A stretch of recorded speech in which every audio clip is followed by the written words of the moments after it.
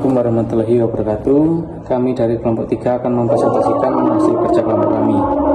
Pada presentasi kali ini, kami akan membahas mengenai perbandingan implementasi antara domino effect dan iceberg effect dalam manufaktur. Sebelum masuk pada materi, perkenalkan nama saya Baruni Am dengan 3 angka NIM akhir 277. Saya Gagai Disera Ramadan dari angkatan 24 dengan NIM akhir 323. Sini masuk pada materi. Latar belakang dalam industri manufaktur, kecelakaan kerja merupakan salah satu permasalahan yang sangat penting karena dapat berdampak pada keselamatan pekerja, produktivitas serta keberlangsungan operasional perusahaan. Kecelakaan kerja tidak terjadi secara tiba-tiba, melainkan hasil dari berbagai faktor yang saling berkaitan dan terakumulasi. Oleh karena itu, diperlukan pendekatan analisis yang komprehensif untuk memahami akar dari penyebab kecelakaan tersebut. Ada dua teori yang sering digunakan adalah domino effect dan iceberg effect. Masing-masing memberikan perspektif berbeda dalam memahami kecelakaan kerja, baik dari sisi urutan kejadian maupun faktor tersembunyi. Materi selanjutnya adalah domino effect. Domino effect merupakan teori yang ditemukan oleh Heinrich pada tahun 1931 yang menjelaskan bahwa kecelakaan kerja terjadi karena rangkaian kejadian yang saling berhubungan secara berurutan, seperti domino yang jatuh satu persatu. Dalam teori ini, setiap kejadian memiliki hubungan sebab akibat yang jelas, dimulai dari faktor lingkungan, kesalahan manusia, kondisi tidak aman, hingga akhirnya terjadi kecelakaan dan cedera. Analogi sederhananya adalah ketika satu domino jatuh, maka domino lainnya akan ikut jatuh secara berurutan. Oleh karena itu, jika salah satu faktor dalam rangkaian tersebut dapat dihilangkan, maka kecelakaan dapat dicegah sebelum terjadi. Selanjutnya ada iceberg effect. Iceberg effect merupakan sebuah konsep yang menggambarkan bahwa kecelakaan yang terlihat hanyalah sebagian kecil dari keseluruhan masalah, sedangkan sebagian besar penyebabnya tersembunyi di bawah permukaan. Dalam konteks manufaktur, bagian yang terlihat meliputi kecelakaan fatal dan kerusakan besar, sedangkan bagian tersembunyi mencakup near miss, kesalahan pekerja, pelanggaran kecil terhadap SOP, serta lemahnya sistem kerja. Analogi dari teori ini adalah seperti gunung es, di mana bagian terbesar justru tidak terlihat, tetapi memiliki dampak yang sangat besar. Hal ini menunjukkan bahwa untuk mencegah kecelakaan, kita harus fokus pada faktor-faktor tersembunyi tersebut. Selanjutnya ada menurut para ahli. Menurut Heinrich pada tahun 1931, kecelakaan kerja terjadi karena rangkaian sebab akibat yang berurutan, sehingga dapat dicegah dengan memutus salah satu rantai kejadian.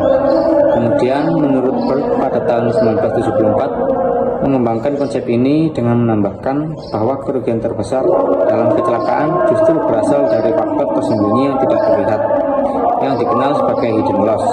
Selain itu, penelitian terbaru seperti Kapaskin pada tahun 2026 menunjukkan bahwa dalam sistem industri modern, sebagian besar risiko bersifat laten atau tersembunyi, sehingga membutuhkan pendekatan analisis yang lebih kompleks. Hal ini menunjukkan bahwa teori klasik dan modern saling melengkapi dalam memahami kecelakaan kerja. Selanjutnya yaitu ada case study domino effect. Dalam implementasinya, domino effect digunakan untuk menganalisis kecelakaan berdasarkan urutan kejadian. Misalnya, kecelakaan pada mesin produksi dapat diawali dari kurangnya pelatihan operator. Kemudian, terjadi kesalahan dalam pengoperasian. Dilanjutkan dengan kondisi mesin yang tidak aman, hingga akhirnya terjadi kecelakaan. Pendekatan ini membantu dalam mengidentifikasi titik kritis dalam proses kerja yang dapat dicegah. Dengan memutuskan salah satu rantai kejadian, perusahaan dapat mencegah kecelakaan sebelum mencapai tahap yang lebih serius. Selanjutnya yaitu case study dari iceberg. Berbeda dengan domino, iceberg effect menganalisis kecelakaan dari faktor-faktor tersembunyi yang tidak terlihat secara langsung. Misalnya, kecelakaan besar dalam pabrik tidak hanya disebabkan oleh kesalahan operator, tetapi tetapi juga oleh faktor seperti kelelahan bekerja, tekanan target produksi, kurangnya pengawasan, serta sistem kerja yang tidak optimal.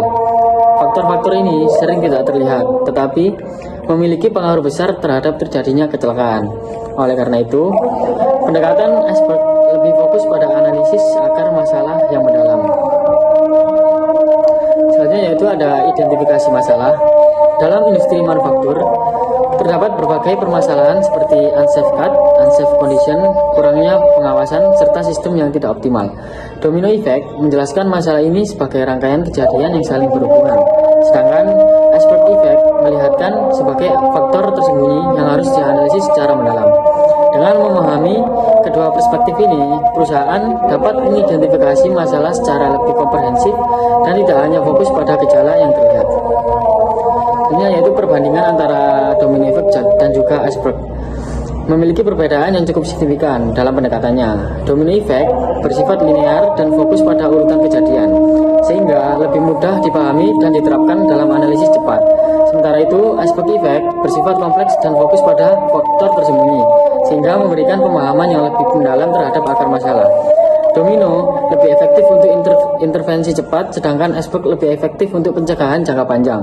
Oleh karena itu, kedua teori ini sebaiknya digunakan secara bersama agar hasil analisis lebih optimal. Dan terakhir ada kesimpulan, domino effect membantu kita memahami bagaimana kecelakaan terjadi melalui urutan kejadian yang jelas. Sedangkan iceberg effect membantu kita memahami mengapa kecelakaan terjadi dengan melihat faktor-faktor tersembunyi. Oleh karena itu, integrasi kedua pendekatan ini sangat penting dalam meningkatkan keselamatan kerja di industri manufaktur. Sekian presentasi yang dapat kami sampaikan.